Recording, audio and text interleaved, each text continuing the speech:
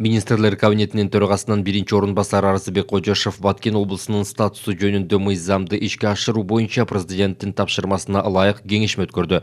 Жыйындын жүрүшүндө 62 преференциалдык чек ара конуштарынын тизмеси бекитилип, аларга айрым салык, жер, экономикалык жана башка жеңилдиктер берилери айтылды.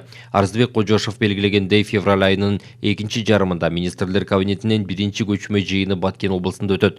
Министрлер кабинети жеңилдетилген мамлекеттик жана муниципалдык кызматтардан тышкары Баткен облусунун чек арага жакын жайгашкан 62 айылынын тургундарынын пенсиясын 2000 сомго көтөрөт. Ошондой эле жөлөк пулдун көлөмүн 2 эсеге көбөйтүү, электр энергиясын жеңилдетилген шартта берүү, чек арага жакын жайгашкан 62 айылда жашаган социалдык кызматкерлердин, укук коргоо органдарынын кызматкерлеринин эмгек акысын жогорулатуу мүмкүнчүлүгү дагы каралууда, деди Арзыбек Кожошов. 15 февралга карата бардык ченемдик укуктук актылар министрлер кабинетинин көчмө жыйынында бекитүү үчүн даяр болушу керектигин кошумчалады.